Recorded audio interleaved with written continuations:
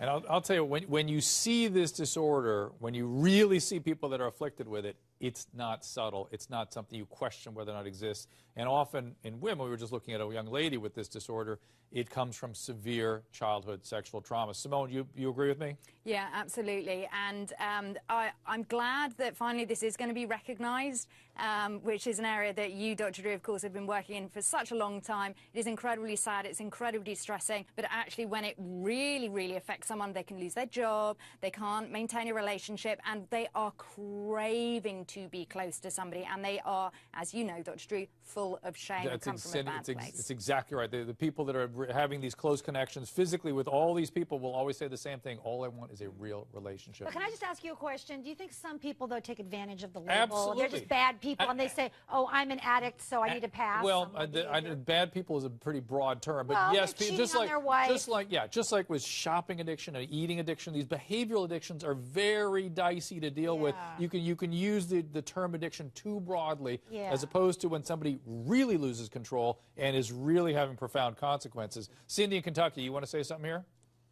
Hi, Dr. Drew. Thanks for taking my call. Cindy? I don't think it's a sexual addiction. I think it's a hormonal imbalance, just like a low libido. Wait, Cindy, what does that even mean? What is a hormone? That's not a term that means anything to me, hormonal imbalance. What hormone? And exactly what biology? What mechanism? And what exactly does it do to the brain?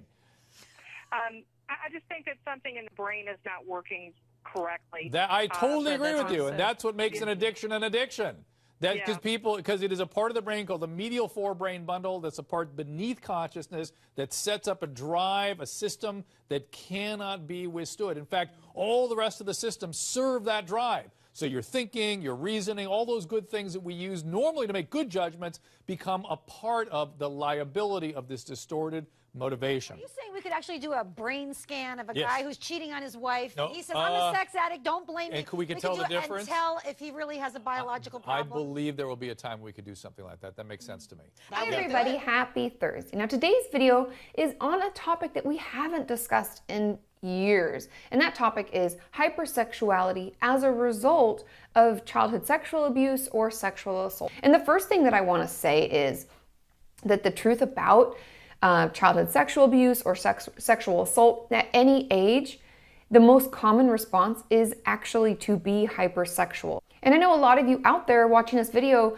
who haven't gone through this are thinking, isn't that like the opposite? Isn't that counterintuitive? Why would someone who was harmed sexually as a child or at some point in their life then turn around and be hypersexual? Why would they do that? Why would they hurt themselves with the very thing that hurt them in the beginning? And there are many reasons that we do it. The first is that it's a way to regain control, to take it back. Many of my clients have told me that they will be hypersexual. They'll put themselves in dangerous sexual situations because it's their way of saying, it's my body, I decide, I do what I want. And it's almost like they get to reverse the role. Instead of feeling like someone has control over them and can do whatever they want to them, and even them saying no isn't stopping it, they get to choose and they get to have as much sex as they want. The second reason many people become hypersexualized is validation. Imagine if we were sexually abused as children. We were raised in that environment. Through that time in our formative years, we were shown that maybe the only way we got one-on-one attention was with sex. Maybe the only time we were really told that we were loved was through sex. Maybe that's how we knew we were worthwhile and we were important and all of those things. Maybe that was something we were told while we were being sexually abused. So you can see how if that's what's happening in our formative years, even into our teens, we will associate love, support, validation with sex. But the third reason that I know of in my experience is chemical dependency. And that sounds like we're talking about addiction, and we kind of are. Sex can release those feel-good hormones. You know how I've talked about different chemicals in our brain like dopamine and norepinephrine and all those things that swirl around and make us feel really good? Sex releases those.